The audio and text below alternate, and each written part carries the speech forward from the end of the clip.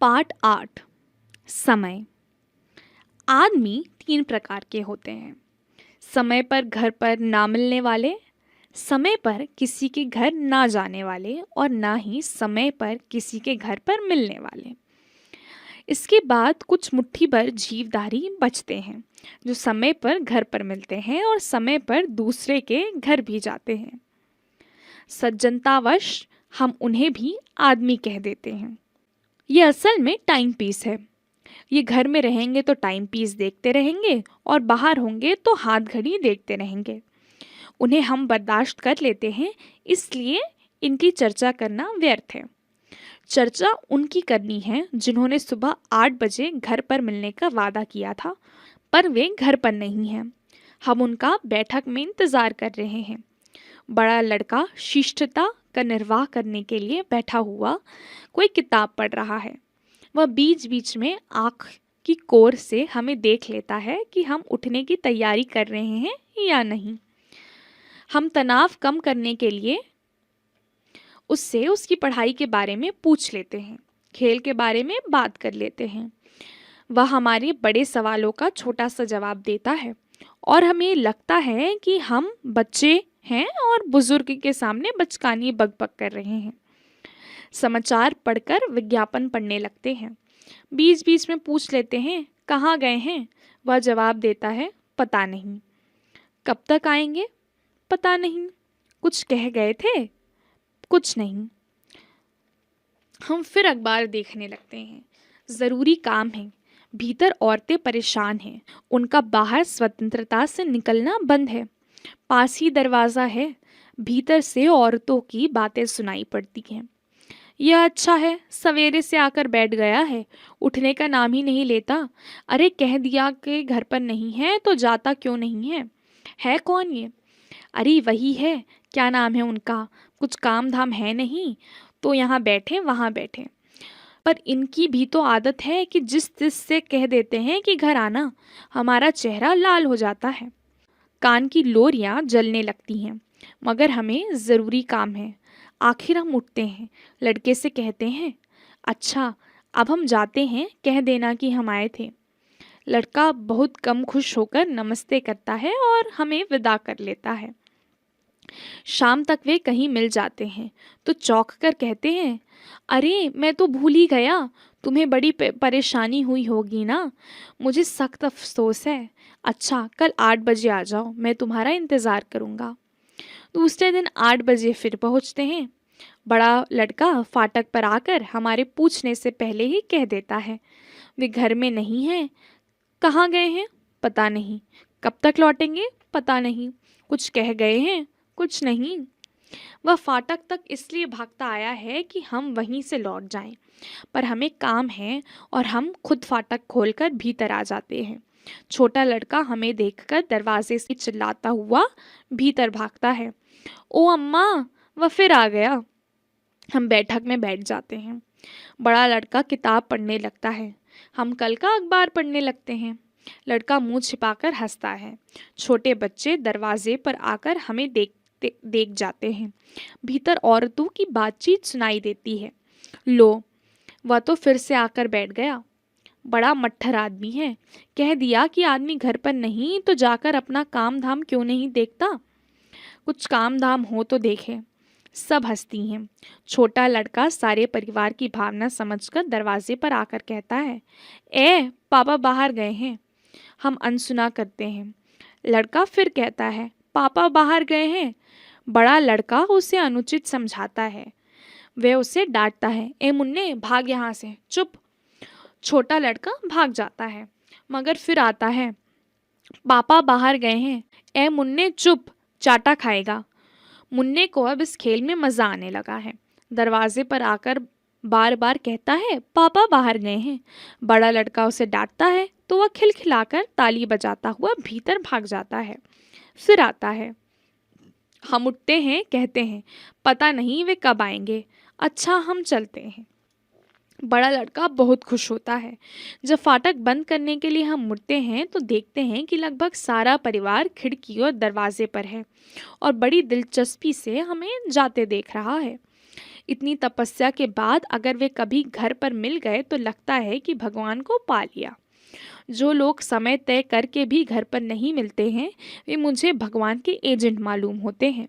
वे हमें अभ्यास कराते हैं कि कैसे बिना उबे अवमानना की अवहेलना करके अनिश्चित काल तक के लिए किसी के दरवाजे पर इंतजार किया जाता है।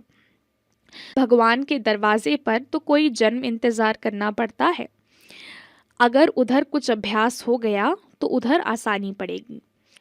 दूसरी बात यह है कि इंतजार से प्रेम बढ़ता है। हर क्षण वही मन में रहता है और आंखें फाटक पर बिछी रहती हैं। प्रेम का ज्ञान इसी बात से तो होता है कि कौन आपका कितना देर इंतजार करता है। मेरे दोस्त हैं, उनसे मैं मिलने का समय तय कर लेता हूँ, पर उस वक्त हरगिज उनके घर नहीं जाता। यह निश्चित है कि वे घर पर नहीं होंगे। समय की पाबंदी के लिए जितनी सावधानी चाहिए उससे कम कभी समय पर ना मिलने के लिए नहीं चाहिए। मैं उनके घर ऐसे वक्त जाता हूँ जब उन्हें मिलने की बिल्कुल संभावना नहीं हो और वे मिल जाते हैं। वे किसी कमेटी के सदस्य हैं जिसकी बैठक में उन्हें होना चाहिए, मगर उस वक्त वे घर पर मिल जाएंगे। जब मेरा उनसे नया परिचय था और कुछ औपचारिकताएं बाकी थी तब उन्होंने मुझे दूसरे दिन 11 बजे खाने पर बुलाया। मैं ठीक 11 बजे पहुंच गया। मालूम हुआ कि वे घर पर नहीं थे। आते ही होंगे यह सोचकर मैं बैठ गया।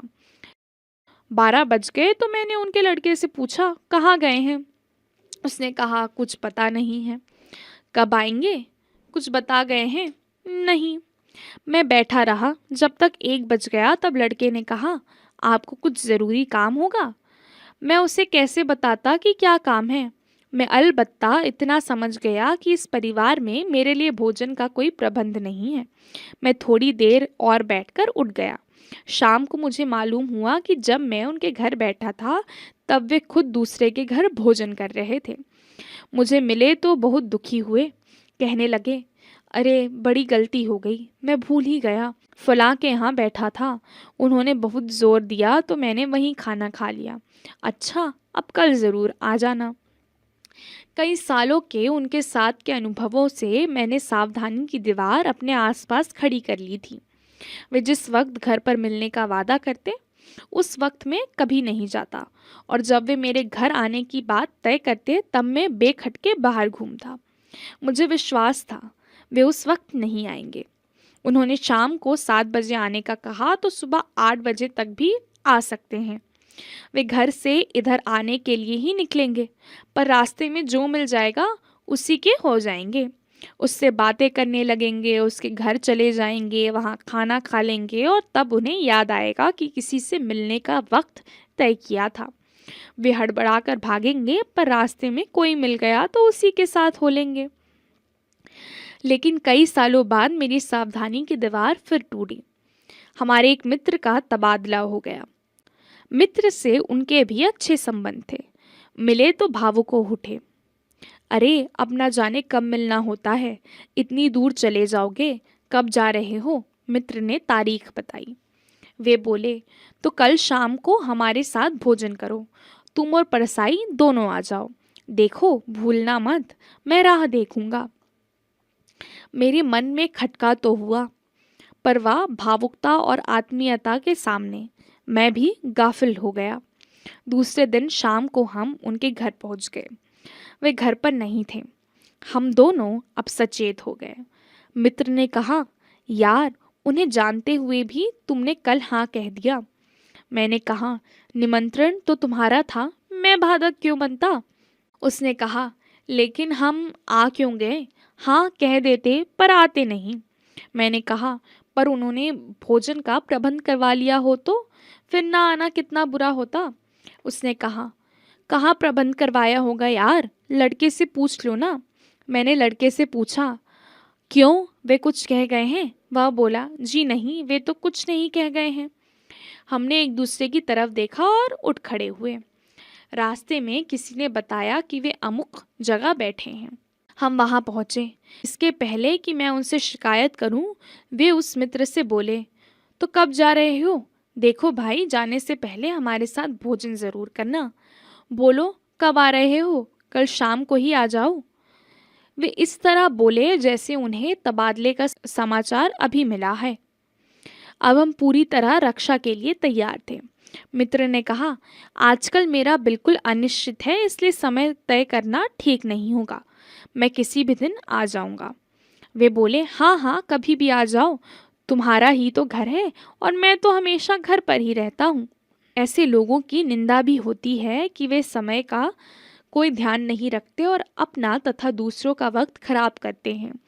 पर मेरा मत दूसरा है। ऐसे लोग ज्ञानी हैं। वे जानते हैं कि हम अनंत हैं और आत्मा अमर है। जल्दी वे करें और समय का ध्यान वे रखें। उनकी उम्र 50-60 वर्ष की होती है। हमारी उम्र तो करोड़ों साल है, क्योंकि आत्मा कभी मरती नहीं। जो काम इस जन्म में पूरे नहीं हुए, उन्हें अगले जन्म में पूरे कर लेंगे, या उसके बाद अगले जन्मों में। इस बार आत्मा ने मनुष्य का चोला लिया है, अगली बार वह मेढक का चोला भी ले सकती है। तब मेढक के रूप में हम वे काम पूरे कर लेंगे जो आदमी के रूप में भी नहीं कर पाए। जल्दी क्या है? हरिशंकर परसाई।